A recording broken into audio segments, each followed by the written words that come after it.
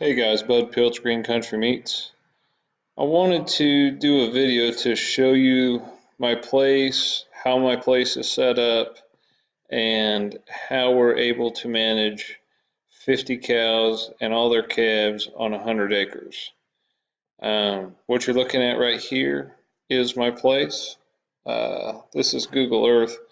Right up here at the top is all of my barns and my houses. Um, I'll just kind of show you the outline.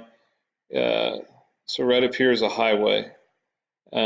This is the fence line. It comes down like this and over, down, and then all the way over to this road and back up to the highway. And then I have all this frontage. So my place is kind of a big L. Right here is my main cow barn. This is an alleyway that I can access every pen, and I'll show you how I have it broke up. So let's see if we can expand this a little bit. Let's go. So here's the cow barn. The red line is the alleyway, and this orange line, it doesn't show on Google Maps because they don't take images very often of my place. This is about a 3-year-old image.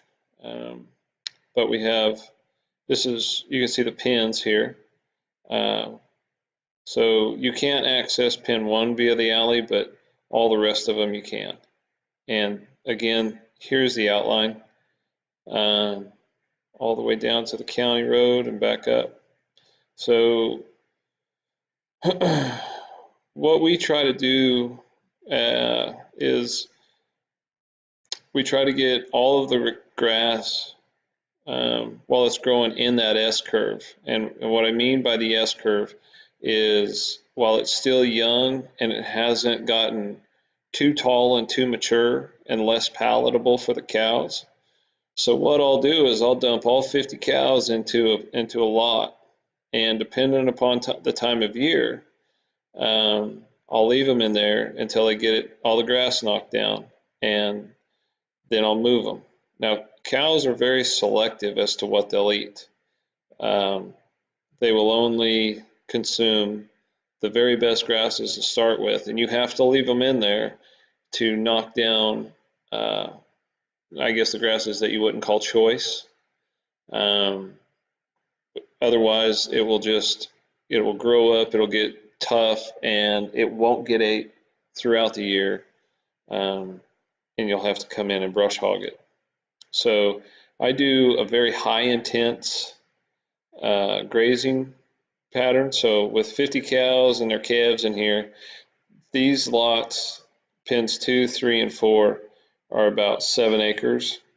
5, 6, and 7 are about 12 acres each, 10 to 12.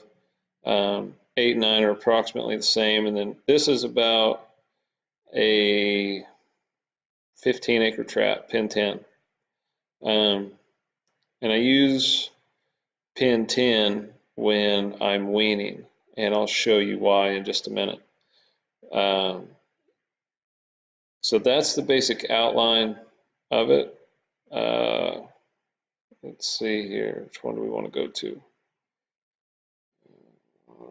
No, here. Okay. So on this one, this is the barn.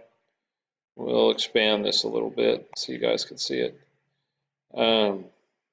Here's the main cow barn. This is a equipment shed. It's about a 60 by 100. This is an old horse barn, horse walker, cow barn, little house down here. So the red line is the alleyway. Go back here. That would be, whoops, click on that. So we're looking at this area right in here. So what I have in red, this is the alley that ties in.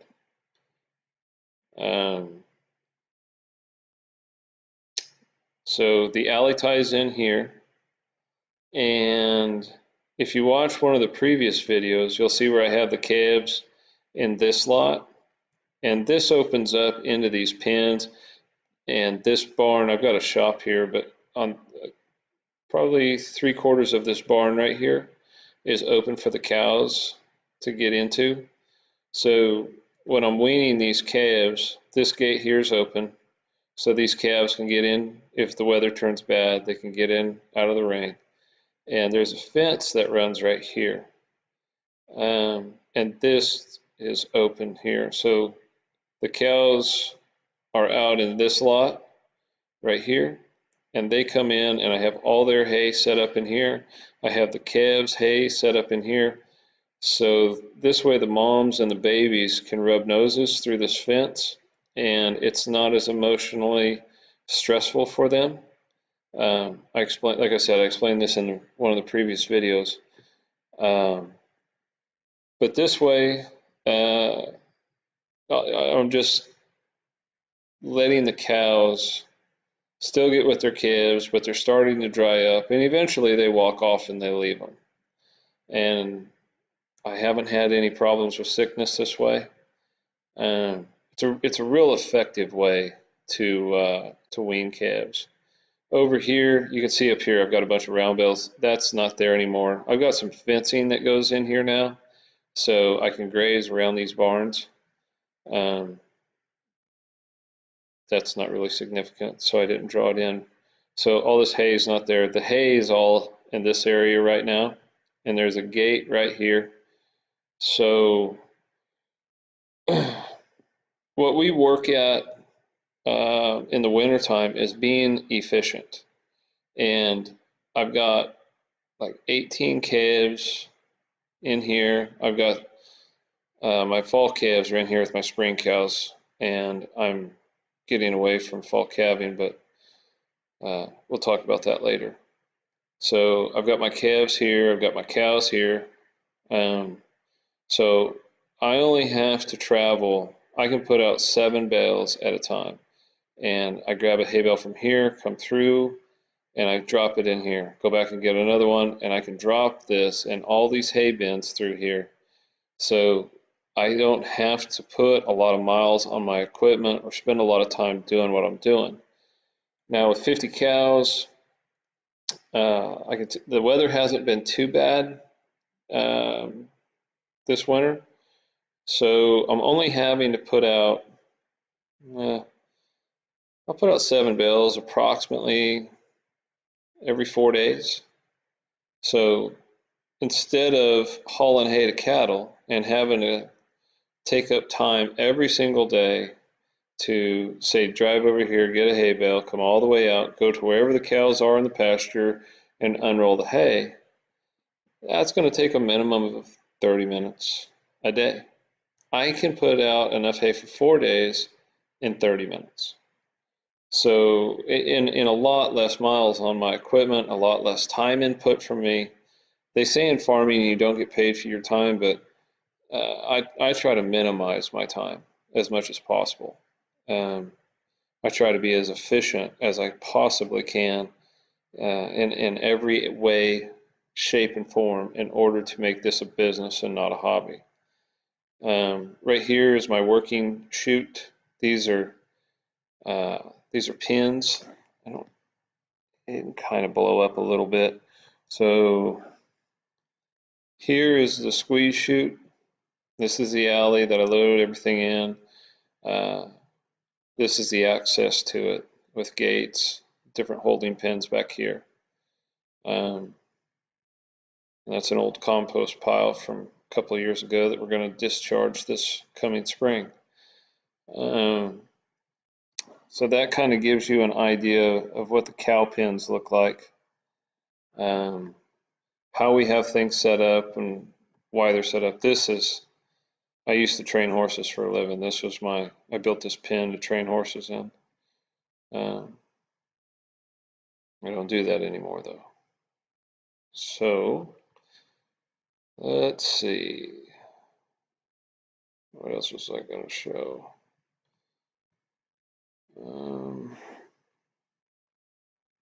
I don't see any real reason to show you that. Let's go back to Google Earth. So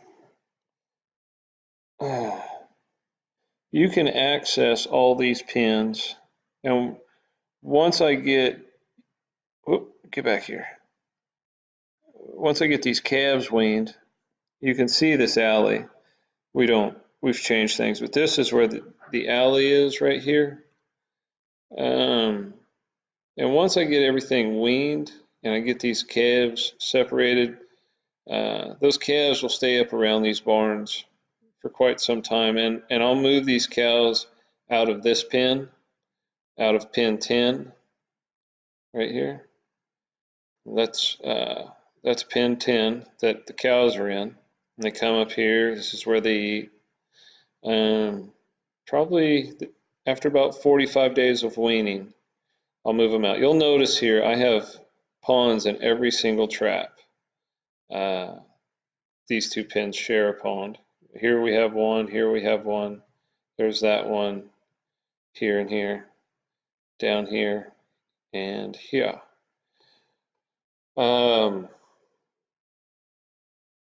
I know if you're familiar with Joel Salatin's work, he would tell you I'm doing it the wrong way.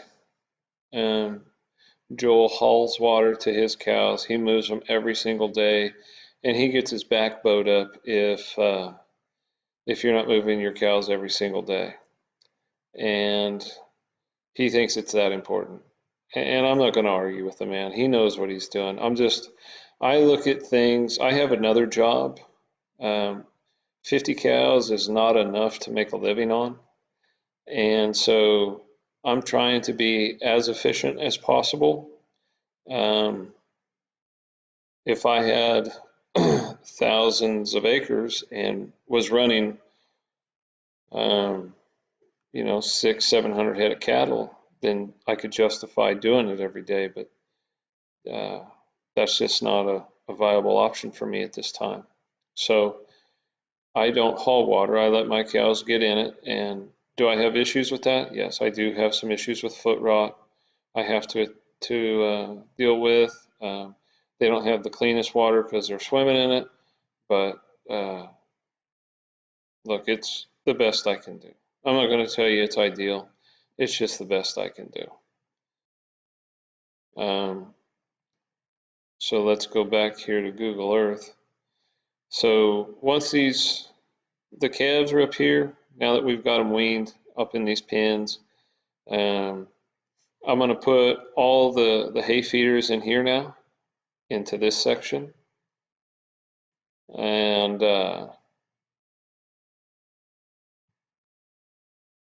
this way, I can leave the alley gate open, and I'll start with this with pen 2. And there's a gate right here where this hay lot meets the alley. And I'll let these cows at their luxury come in and out.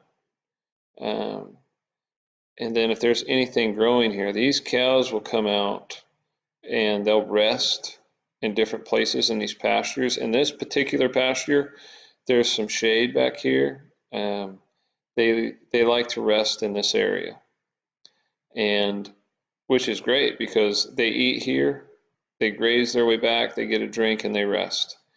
And they're dropping manure all over the pasture through the winter. I buy all my hay.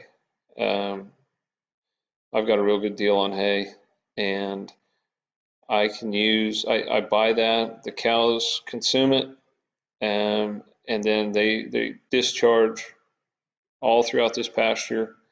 Once I start seeing the manure piles build up, or if the ground looks stressed, I will move them into a new pen. This particular pen, it's here. That's where the gate is.